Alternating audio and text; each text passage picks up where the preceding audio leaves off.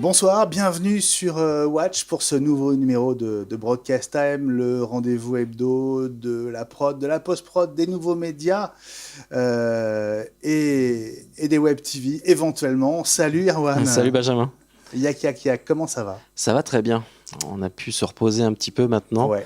On a retrouvé notre studio là depuis une semaine, donc c'est cool. C'est vrai, c'est sympa d'être de retour ici à la maison après un mois de septembre et un début octobre bien chargé.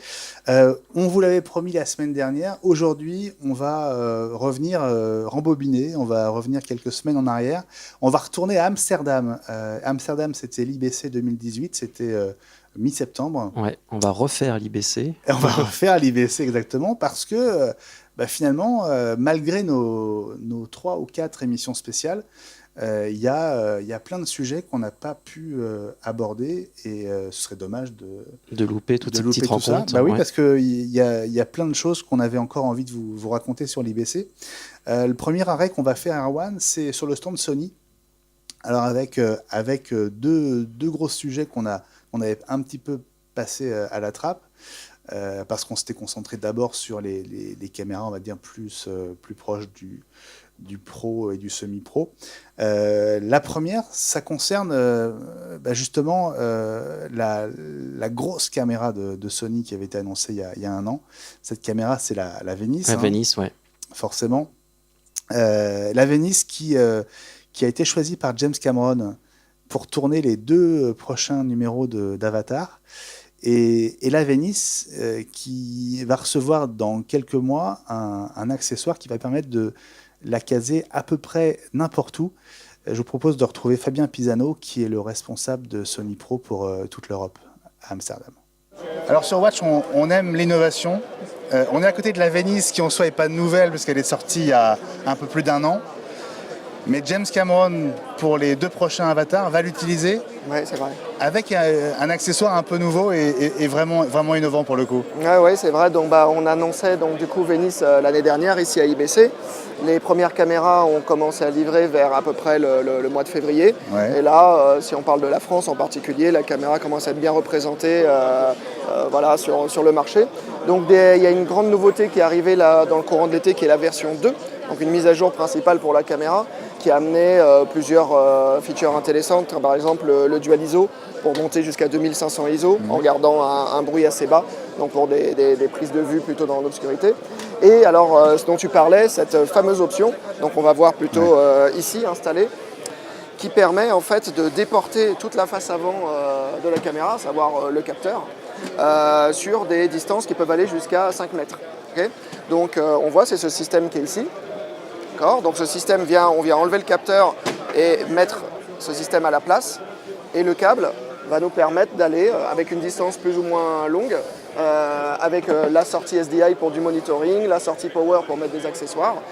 Si vous arrivez à vous glisser ici et voir une configuration intéressante, là la caméra, vous la voyez sur le mur là, qui filme cette scène, permet dans une configuration super restreinte en termes d'espace, donc on peut penser aussi à des voitures, à des caissons, à n'importe quel type de production. Oui, on va pouvoir la placer dans des recoins. Voilà, en fait, dans des recoins, mais on a une caméra 6K, full frame, d'un très haut niveau qui enregistre en 16 bits linéaires des images RAW, et avec un environnement et un encombrement qui va être proche de quasiment un appareil photo.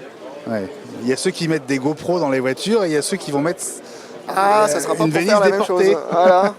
Ça sera pas pour faire la même chose. Typiquement, c'est ça, c'est l'idée. C'est le même genre de cas de figure. Voilà. Racontez-nous un peu James Cameron et Avatar et le partenariat avec vous. Alors déjà, il y avait des caméras Sony évidemment sur le premier Avatar, fait en 3D évidemment. Donc l'important pour lui, c'était la qualité évidemment. Ils ont fait des tests assez poussés. Mais surtout la partie ergonomique, la possibilité d'avoir quelque chose de très compact, faire de la 3D, donc riguer les caméras.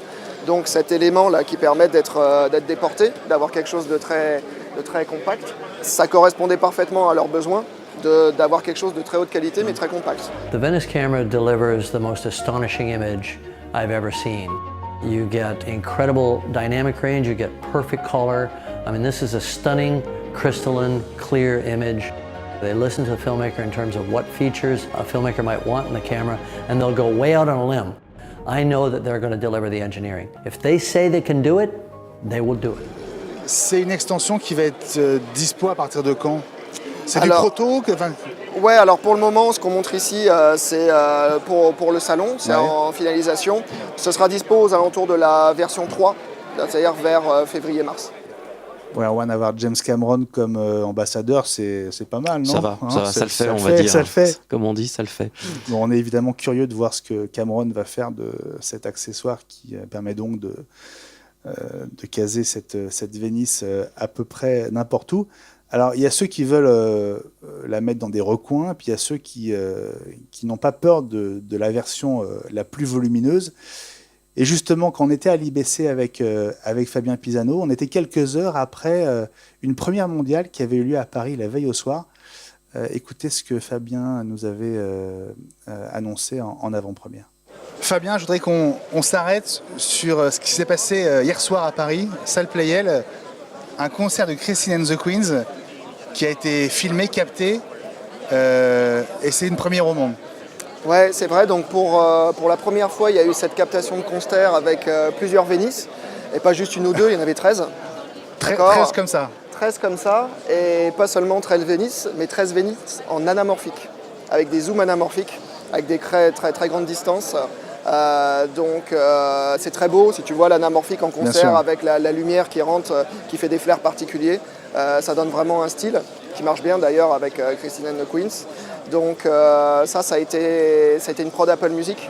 Et donc prochainement, à mon avis, on devrait pouvoir trouver quelques premières images, au moins un teaser qui montre ça. C'est une première mondiale dans ce format-là, et à mon avis, ça va être assez beau. Donc voilà, 13 Vénice, salle Playel, en anamorphique. Ça va? Hein, Ça voilà. va. Bon, produit par iTunes hein, pour Apple.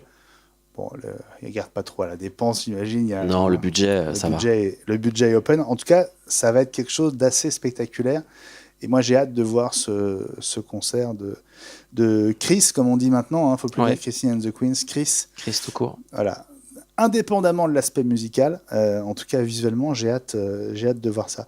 Et puis, toujours chez Sony Erwan, moi j'ai découvert on va dire, c'est un système, c'est un service, pas étonnant parce qu'on en rêve depuis des années, mais de la même manière qu'on disait la semaine dernière que Adobe avait commencé à atteindre la maturité avec le cloud, j'ai l'impression que ça commence aussi à arriver dans le domaine de la réalisation en direct, puisque Sony a depuis quelques semaines un nouveau service qui s'appelle Virtual Production, qui permet de faire de la réal justement en direct, depuis n'importe où, avec simplement un navigateur web. On va retrouver Norbert Paquet qui, à Amsterdam, nous avait expliqué le principe de Virtual Production. C'est un service qu'on a lancé en juillet. On l'a présenté pour la première fois avec Red Bull sur Ouais. un événement qui est l'Alpen Brevet qui se passe dans les Alpes suisses. Alors vous imaginez le contexte, des montagnes, etc. Envoyer une équipe de production, c'est pas forcément toujours très simple. Alors avant, ce qu'ils faisaient, ils allaient avec leur caméscope, ils filmaient et puis ils montaient et ils produisaient. Là, ils voulaient avant. Là, on leur a permis, toujours avec les mêmes caméscopes, et c'est ça qui est vraiment très intéressant, avec les mêmes caméscopes, directement en Ça utilisant... peut être du non Sony d'ailleurs. Alors ça pourrait être du non Sony. Là on était sur des caméscopes Sony qui ont la fonctionnalité de connexion réseau intégrée, de streamer directement les contenus dans le cloud, et pour un opérateur avec un simple browser web, là je suis sur Google Chrome, je me suis connecté à la page, d'avoir une interface où il peut voir jusqu'à 6 caméras, avoir des clips qui ont été préenregistrés, donc si tu as un jingle pour ton émission, si tu as un sujet qui a été préparé, tu peux également venir le lancer et de venir faire directement une émission complète à partir de multicaméra et ensuite le distribuer sur le net, que ce soit YouTube, que ce soit Facebook, que ce soit ta propre page web avec ton lecteur intégré HTML5, tu le fais directement à partir de là. Et donc c'est un service, d'accord ?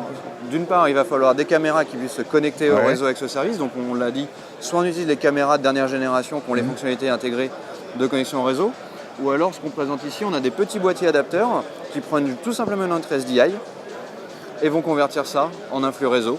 Et on va pouvoir y connecter une clé 4G, une clé Wi-Fi ou une clé Ethernet si on est directement dans tes bâtiments. Sur une prise câble, Sur une prise câble. Et Réseau venir plutôt. se connecter Réseau plutôt que câble. sur une prise réseau, exactement, et venir se connecter au cloud. Donc en fait, c'est un outil à la fois de streaming et de réalisation dans le cloud. C'est de la réalisation Ouais. dans le cloud. Le streaming, c'est vraiment le produit fini qu'on va streamer.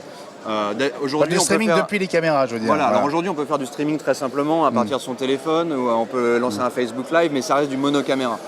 Si tu veux faire du multicaméra dans le cloud, bah, tu dois passer par un mélange, ensuite avoir une distribution derrière. Là on fait tout directement, donc il n'y a pas besoin de moyens compliqués, il y a juste besoin de caméraman, une connexion réseau, Ouais.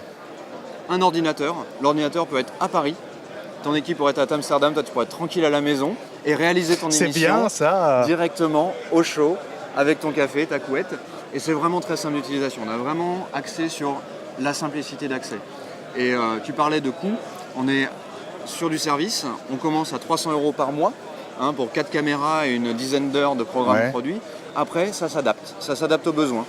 Si tu as un événement comme aujourd'hui l'IBC, tu as besoin d'un pic de production, tu as besoin de plus, bah, tu vas payer un peu plus.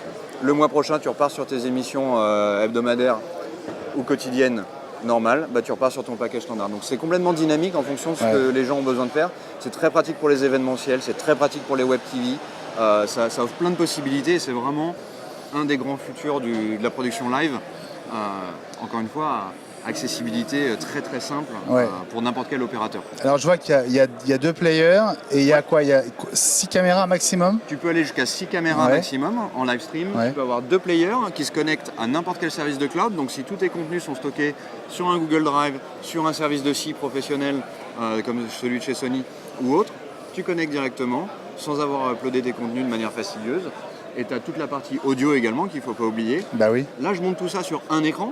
Si je veux être one-man band tout seul à produire, maintenant on peut donner différents accès. Un accès administrateur, un accès opérateur et partager ces différentes fonctionnalités entre plusieurs personnes si tu veux faire vraiment quelque chose de plus chiadé sur un événementiel un peu important. Je sais pas, un grand concert, une grande messe. Tu as dû faire l'IFA, Photokina, ces grands moments-là, tu veux faire des émissions spéciales. Là, c'est très simple. Tu prends un laptop exactement ça. et une clé 4G que tu loues à l'aéroport et c'est parti. Alors voilà pour Sony à l'IBC. On est aussi allé voir Canon qui avait une grosse actu autour des caméras. Alors on avait fait le point sur les caméras leur nouvelle de caméra point. d'épaule, un peu de reportage. Et on avait profité de la présence de Sébastien Deveau, qui est ambassadeur Canon, pour nous présenter l'EOS R qui avait été annoncé juste avant l'IBC. Et bien justement, l'EOS R, voilà ce que nous en disait Sébastien à Amsterdam. Tu veux qu'on parle plus d'innovation? Bien Moi, j'ai sûr. pas envie de te parler d'un boîtier. Bah voilà. J'ai envie de te parler d'un système, nouveau système. Parce que je crois que c'est le message qu'ils veulent faire passer. Tu connais la gamme EF, Bien les sûr. optiques. Bien sûr. Tu sais quel âge elle a, la gamme EF? Non. Eh ben, elle a 30 ans. Là, j'aurais dit 20, mais j'étais, tu vois. Bah, 10 de plus. Et en fait, la volonté, je pense, de la marque, c'est de passer aussi en 2018 à un nouveau système. C'est-à-dire que les matériaux ont évolué, les demandes ont évolué. Par rapport au 5D, qu'est-ce qui s'est passé? Il y a eu la révolution où tout d'un coup, les appareils photo sont devenus aussi des mini-caméras. On donne la possibilité de tourner des vidéos, maintenant 4K et tout ça, mais ça peut... Tu le sais mieux que personne? C'est ce qui m'a fait changer de vie. Bah oui. Donc ça, c'est aussi quelque chose qui a fait évoluer les mentalités. Et comme tu peux le constater sur les nouveaux optiques de la gamme, parce que en fait, cette gamme s'appelle plus EF, mais RF, parce que c'est une monture qui a changé. Ouais. C'est pas un boîtier qui est apparu, c'est une monture qui a changé. Et la monture, en fait, elle est un peu plus... Je vais juste te montrer ça rapidement. Là, c'est le premier appareil, c'est un full frame, donc un grand capteur, 24-36. Mais c'est surtout la monture qui est plus large. Donc ça va permettre d'avoir des... C'est un système mirrorless, donc il n'y a plus de rideau. Et en fait, ça va permettre de pouvoir avoir des optiques plus lumineux, plus légers, plus compacts. Et comme tu peux le voir, il y a aussi une nouvelle petite bague à l'avant des optiques. Et celle-ci va pouvoir être assignable, au même titre que celle que je t'ai montrée tout à l'heure. Et donc, on va pouvoir choisir en tant qu'utilisateur d'assigner ce qu'on veut ici. Si on a envie de gérer la sensibilité, le shutter, la vitesse d'obturation, l'ouverture, ça c'est au choix de l'utilisateur. Tu peux retrouver aussi sur le boîtier des petites choses comme ce qu'on voit sur le MacBook, tu vois, en termes d'innovation, là où tu vas pouvoir... Donc tout a été updaté vers le haut. Et j'ai même envie de te dire que... Une sorte de mini touch bar, quoi. Mini touch bar, Ouais, exactement, qui est présente ici. Où au final, tu vas donc avec un doigt pouvoir régler beaucoup de fonctionnalités de l'appareil. Tu vois aussi que là, on est passé en digital. Donc c'est vraiment une évolution 2018. Donc c'est une ouverture de gamme. Mais on n'oublie pas tous les possesseurs des optiques EF. Bah oui. Personnellement, j'en ai 38. Donc j'aurais été un petit peu embêté si je ne pouvais plus les utiliser. 38 optiques. Ben oui, parce qu'en fait, la force, c'est... On a trouvé l'homme qui a 38 optiques. Avec les gammes d'optiques spéciales. J'ai autant de disques durs, je te rassure. Mais tous ont un intérêt. Ouais. C'est ça. Bien Il sûr, soit une bien ouverture, sûr. soit... Tu vois, il y a les macros, il y a les tilt and shift, donc ça va assez vite en fait. Mais je vais demander à Jag. On va demander à Jack en direct un petit coup de main. Donc en fait, qu'est-ce qui se passe? Ouais. Vu qu'on a une nouvelle monture qui est plus large, comment faire pour utiliser mes anciens EF? Eh ben, ils ont eu la sympathie de sortir en même temps 3 bagues qui en même temps vont reprendre l'idée de la bague, la nouvelle petite bague avant. Donc là, elle sera à l'arrière, mais qui va donner les mêmes possibilités. C'est-à-dire que derrière, on va pouvoir utiliser les EF sur les nouveaux systèmes Air avec cette petite nouvelle fonctionnalité où on peut assigner notre bague. Donc c'est un super avantage ça. Pour le Canon EOS R, en fait, il y a 4 optiques disponibles, 2 zooms pour l'instant, le 28-70, le 24-105, un petit macro et un 50 optique fixe avec des ouvertures très très agréables. Et on va se diriger vers des optiques de plus en plus lumineux. On va pouvoir parler de 0,7-0,9 en ouverture. My God. Eh oui. Donc c'est là où en fait cette nouvelle monture a un véritable intérêt. Super. Juste, on n'a pas dit le prix et la dispo, c'est quand le R? Je dirais que c'est fin octobre et le prix, le boîtier nu, il est à 2005. Ouais. Donc c'est vraiment ce qu'on retrouve aussi avec un 5D. C'était le prix des 5D. Tu vois, c'est quelque chose qui est agréable à dire parce qu'au final, il n'y a pas d'augmentation, on est sur les mêmes ratios. Et ça, je pense que c'est aussi quelque chose qui va séduire encore une fois l'utilisateur. Toi qui as été l'un des premiers à tirer parti du 5D en France, est-ce que pour toi, est-ce que le 5D, entre guillemets, passe la main à cette génération-là ou pas? En fait, j'ai pas encore assez d'expertise. Ouais. J'ai pas envie je peux pas dire ça en tout cas. Alors, pour l'instant, avec plaisir, je vais rentrer dans cette ère. Continuer d'utiliser les deux là. Oui, pour l'instant, oui. Mais je pense que de toute façon, en termes d'assistance, que ce soit au niveau du focus, de tous les réglages, on se dirige vers quelque chose qui va de plus en plus nous aider. On va vraiment se concentrer sur l'émotion et la créativité. Et ça, c'est la volonté, je pense, de beaucoup de marques. Merci Sébastien. Mais avec plaisir. À bientôt sur À Watch. bientôt.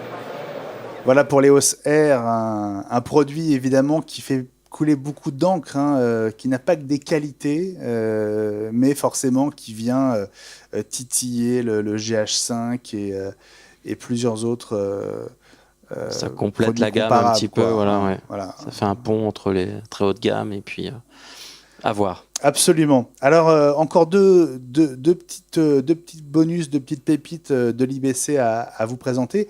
D'abord, on va aller chez Panasonic. Alors pas pour des caméras, mais pour un système qui s'appuie sur de la 8K pour produire un flux 4K. On va laisser le son à André Métérian, le patron de Panasonic Pro pour l'Europe, de nous présenter ce système. Alors le 8K ROI, Region of Interest, région d'intérêt, voilà. On va traduire très simplement, André. C'est une techno innovante que vous montrez ici. Quel est le principe et quelle est l'utilité? Alors, c'est une techno innovante qui a pour mission d'aller sur le live, essentiellement, le sport, le staging, aussi les petits studios, dont l'utilité, c'est de pouvoir produire à un coût réduit des événements sportifs, concerts, en utilisant une base de technologie 8K, comme son nom l'indique, et au travers d'un capteur 8K, choisir des régions d'intérêt, c'est-à-dire par capteur jusqu'à 4 différents crops, 4 différentes images, et en combinant 2, 3, 4 caméras, avoir 8, 12 régions d'intérêt avec un seul opérateur. En fait, on va venir prendre des portions de l'image Exactement. qui vont suffire pour les résolutions Exactement. dont on a besoin finalement aujourd'hui. Ça va vous donner 4 régions en Full HD que vous voyez ici, qui sont des régions sélectionnables, changeables, modifiables. Vous les voyez bouger en focus, en zoom. Ça veut dire que ce carré vert, c'est la définition de la Full HD d'aujourd'hui. Exactement. Donc on voit qu'on a un gros réservoir de pixels en fait, c'est ça? Exactement. On a un réservoir qui est 4 fois la Full HD d'aujourd'hui, dans lequel on vient chercher activement, c'est-à-dire que ce n'est pas fixe, comme vous les voyez s'élargir et se rétrécir, changer de position indépendamment les uns des autres, et tout ça est automatique. Donc là, vous voyez les différents feeds qui viennent d'une seule caméra et avec un seul opérateur qui est derrière vous. Et ce garçon est en train de piloter les 2 caméras et les 8 feeds. Alors ça, c'est la 8K. La 8K, on le sait, c'est pas pour tout de suite non plus en tant que tel, hein, on est d'accord, André? On est d'accord. Alors, la 8K, c'est pour Panasonic en tant que partenaire des Jeux Olympiques, c'est pour 2020. D'accord? Puisque nous produirons une partie des Jeux Olympiques à Tokyo en 8K, c'est évident. Après, à la maison en plus. Et à la maison. Voilà. Au Japon. On joue à la maison. Alors après, une généralisation du 8K, on n'en y est pas. Mais par contre, cette technologie permet de définir des nouveaux usages et des nouvelles directions technologiques. On arrive de Berlin, on a suivi l'IFA, qui est un salon grand public, hein, mais on a suivi avec beaucoup d'intérêt les annonces côté écran, télé. Oui. Et Samsung sort sa première gamme 8K dans quelques semaines commercialement. 5 000 € pour un 55 pouces.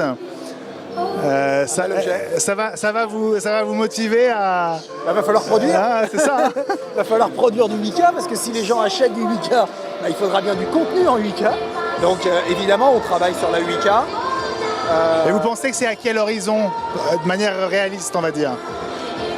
Réaliste, je pense que nous serons capables de produire 8K 2020, ça c'est sûr. Ça, alors, ouais.